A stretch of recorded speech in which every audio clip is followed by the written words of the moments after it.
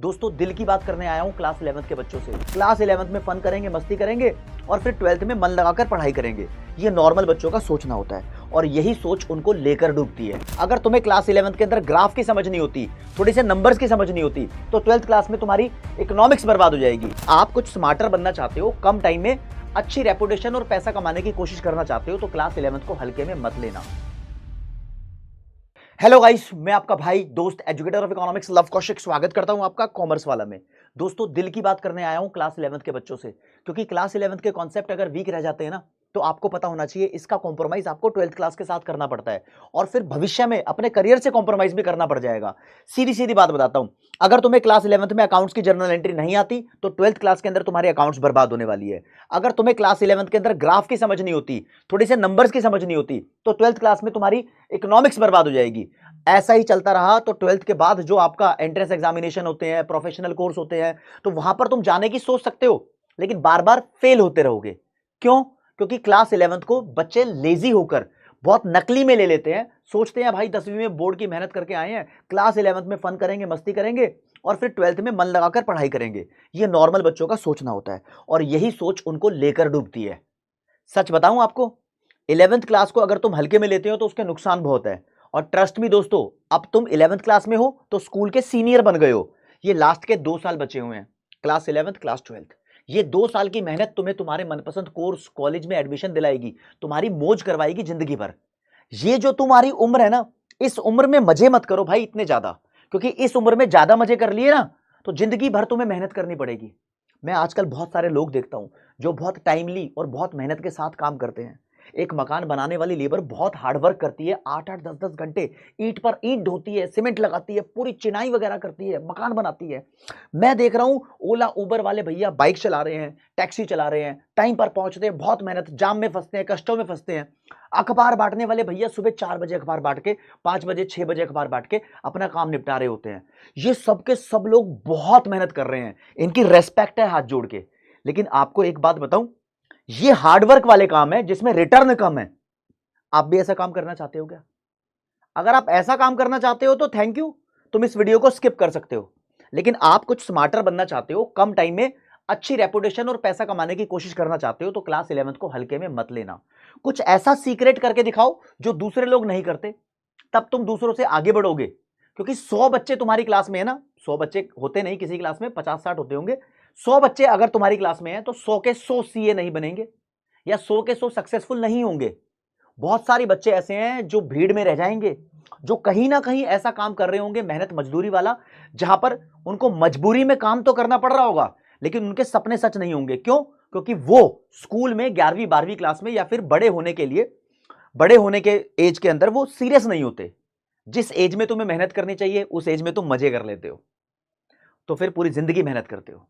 लेकिन दोस्त, अगर इस एज में तुमने मेहनत कर ली ना, तो ऐसे बन जाओगे कि पूरी जिंदगी मौज मारोगे। तो एक टाइम टेबल आपको बता रहा हूं। वैसे टाइम टेबल का कोई फॉर्मूला नहीं है, लेकिन फिर भी सीक्रेट चीज आपको बताऊंगा, कुछ चीजें जो बड़ी जरूरी हैं। अगर मैं बोलूं किसी बच्चे से सुबह 6 बजे उठ के 6 से 8 पढ़ ले, तो सब बच्चों के लिए पॉसिबल नहीं है। किसी का स्कूल मॉर्निंग का है, किसी का इवनिंग का है।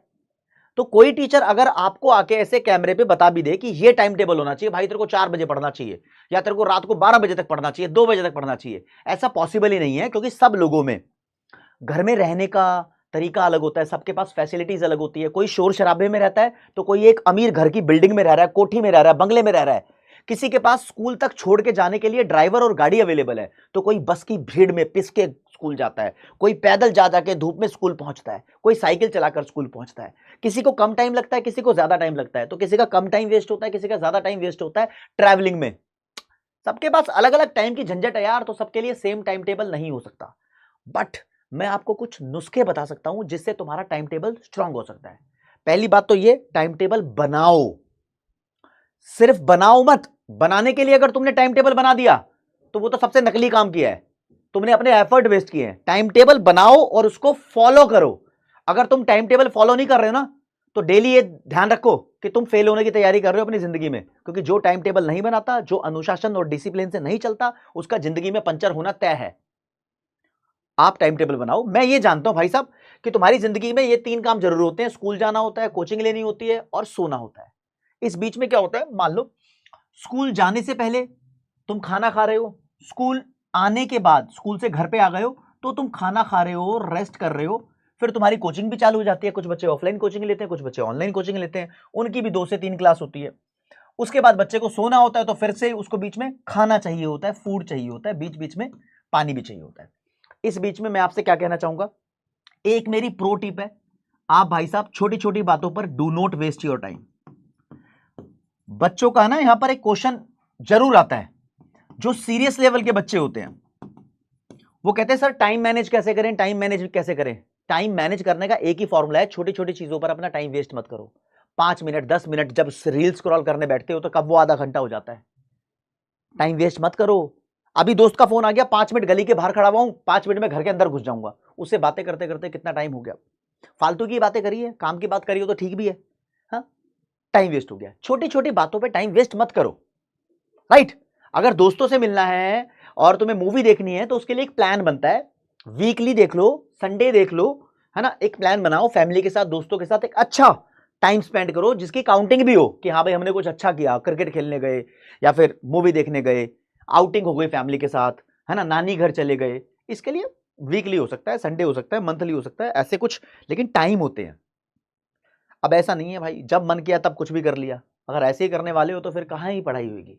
तो छोटी छोटी बातों पर अपना टाइम वेस्ट करना बंद करो, टाइम की वैल्यू समझो, टाइम बड़ा इंपॉर्टेंट है, समझे। इसके बाद मेरे दोस्तों, अगर किसी बच्चे से ऐसा पॉसिबल नहीं है कि भाई वो 4-5 घंटे लगातार पढ़ पाए, तो सुनो, किसी डॉक्टर ने नहीं बताया कि तुम्हें 4-5 घंटे 8 घंटे लगातार पढ़ना है। आप शॉर्ट ट्रिप्स लो स्टडी की। शॉर्ट ट्रिप्स ऑफ स्टडी का मतलब है कि आप 1-1 घंटे की पढ़ाई करो भाई। मान लो तुम स्कूल से आए हो 3 बजे, मैं मान लेता हूं सुबह का स्कूल है तुम्हारा, तुम स्कूल से 2:30-3 बजे आ गए हो, आराम से आधा घंटा रेस्ट करो, आधा घंटा खाना खाओ, रेडी हो जाओ। मैं मानता हूं तुम्हारी 4 से 5 कोई क्लास चलेगी, या 4 से 5:30 चल रही है, फिर 6 से 8 कोई क्लास चल रही है, ऐसा होगा। एक दिन में 2 क्लास तुम्हारी हो रही है। काफ़ी बच्चे रिकॉर्डिंग देखते हैं किसी किसी क्लास की तो थोड़ा फास्ट कवर अप कर लेते हैं, तो आपके ऊपर डिपेंड करता है। जब भी तुम्हें क्लास के बीच में टाइम मिले तो ये वो तुम्हारा टाइम होगा जिसको तुम वेस्ट नहीं करोगे। दोस्त, ये आखिरी के 2 साल 11वीं 12वीं के तुम्हारी जिंदगी डिसाइड करने वाले हैं, तो इस टाइम को इस्तेमाल करो, जैसा भी इस्तेमाल हो सके। फॉर एग्जाम्पल, जो तुमने क्लास देखी है या पढ़ाई करी है उसको घर पे आके रिवीजन करो। अगर तुम ऑनलाइन क्लास ले रहे हो तो उसको रिवाइज करो। रिवीजन करना तुम्हारी जिंदगी में बड़ा इंपॉर्टेंट है। अगर तुम रिवीजन नहीं करते ना तो अपने कॉन्सेप्ट्स को धीरे धीरे खोने लगते हो। जो बच्चा ये सोचता है कि मेरे मैथ के अंदर 10 चैप्टर हैं, या अकाउंट्स में 10 चैप्टर हैं, या इको में 10 चैप्टर हैं, वो 10 के 10 चैप्टर कर लूंगा उसके बाद रिवाइज करूंगा, तो राज्य वैसा ही होगा। जब तुमने 10 चैप्टर कंप्लीट किए उसके बाद पहला चैप्टर रिवाइज करने जाओगे तो लगेगा पहला चैप्टर वापस नया, लगेगा यार ये तो हो ही नहीं रहा। तो कभी ऐसे रिवीजन नहीं करते कि जब तुम्हारा सिलेबस कंप्लीट हो जाएगा उसके बाद रिवीजन होगी। रिवीजन होती है हैंड टू हैंड। जो बच्चा हैंड टू हैंड रिवाइज कर रहा है वो चीजों को रिटेन कर पाएगा, याद रख पाएगा। इस बीच में तुम्हारा डाउट भी आएगा, सर मैं क्लास तो ले लेता हूं, पढ़ तो लेता हूं, चीजें याद नहीं रह पाती। तो याद रखने का कोई फॉर्मूला नहीं होता, याद रखने की ट्रिक्स होती हैं। किसी किसी बच्चे को लिखकर याद होता है, किसी किसी बच्चे को बोलकर याद होता है, तो किसी किसी बच्चे को देखकर याद होता है। तो तुम्हारी अपनी कहानी होती है। लेकिन अगर तुम कुछ सुन लो, अकाउंट्स के रूल सुन लिए तुमने, बिजनेस स्टडीज की कहानी सुन ली, या इकोनॉमिक्स का पैतरा कॉन्सेप्ट सुन लिया ना, तो एक बार किसी को बोल के बता दो। अगर तुम्हें याद नहीं होता ना तो देखो तुम्हें याद होने लगेगा। जब अपने मुंह से बोल के बताओगे, दादी को, नानी को, मम्मी को, मामा को, पापा को, किसी को तुम्हारी पढ़ाई से मतलब है या नहीं है, छोड़ो इस बात को, लेकिन तुम मुंह से बोल के बता दो, मम्मी इकोनॉमिक कॉस्ट का मतलब होता है implicit cost plus explicit cost. आपको पता है कि इंप्लिसिट कॉस्ट के अंदर नॉर्मल प्रॉफिट भी आता है। मम्मी आपको पता है प्रोडक्शन पॉसिबिलिटी कर्व की 2 फीचर होती है, ये कॉन्केव टू ओरिजिन होता है और डाउनवर्ड स्लोपिंग भी होता है। हे मम्मी, आपको तो पता ही नहीं होगा कि हर देश के अंदर 3 सेंट्रल प्रॉब्लम होती है, what to produce, how to produce, for whom to produce. Mummy तुम्हारी बात सुन रही है नहीं सुन रही है, तुम बस बोल के बता दो, कहानी खत्म। अपना काम पूरा करो, सबसे बातें करो, कुछ ना कुछ अपनी पढ़ाई की बातें करना स्टार्ट कर दो, तुम्हें चीजें याद रहने लग जाएंगी। और जो जो तुम्हारा टाइम बचे उस टाइम को यूटिलाइज करो अपनी पढ़ाई के अंदर। हाँ, टाइम टेबल बनाने का मैं कोई ऐसा तरीका नहीं बता रहा कि आप 4 से 5 पढ़ो, 5 से 6 पढ़ो। मैं आपको बस ये बता रहा हूं कि अपना टाइम वेस्ट मत करना। शॉर्ट ट्रिप्स ऑफ स्टडी लो, 1 घंटे की, आधे घंटे की, 1.5 घंटे की, राइट, ओके। और भाई रिवीजन पे फोकस करो। अब सीक्रेट टाइम टेबल आपको बता सकता हूं, ये तुम सबसे अलग कर सकते हो, सबसे अलग कर सकते हो तो सबसे आगे बढ़ सकते हो। बहुत 100 बच्चे मेरी बात सुनेंगे तो मेरे को लगता है 10 बच्चे मानेंगे, तो इतना ही परसेंटेज होता है सक्सेस रेट का, समझ लो, यही बोलता हूं। भाई दुनिया क्या करती है, अगर किसी बच्चे को सुबह 7 बजे स्कूल के लिए निकलना है या स्कूल पहुंचना है तो वो जनरली 6 बजे उठ रहा है, नहा रहा है, धो रहा है, खाना खा रहा है, स्कूल जा रहा है ना, ऐसा ही हो रहा है। आप बस 1 घंटा पहले उठो, 5 बजे उठो, आप ये जो काम करते थे ये यहां कर लो और इस बीच में स्टडी कर लो। स्टडी क्या करोगे? लास्ट डे में जो भी तुमने किया उसकी रिवीजन, कुछ नया नहीं करना, उसकी रिवीजन करनी है, हर चीज की रिवीजन करो। बस ये एक सीक्रेट चीज है जो तुम्हारे लिए होती है।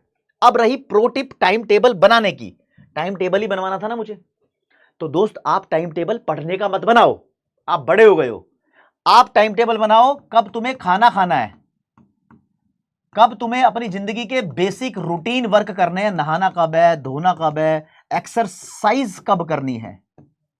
ठीक है, अब टाइम टेबल बनाओ, मैं दोस्तों से कब मिलूं, फैमिली के साथ बैठकर शाम को टीवी का कौन सा शो कितने बजे देखना है, इस चीज का टाइम टेबल बनाओ अपनी जिंदगी में। बाकी जो टाइम बच गया वो तुम्हारा इसका टाइम है।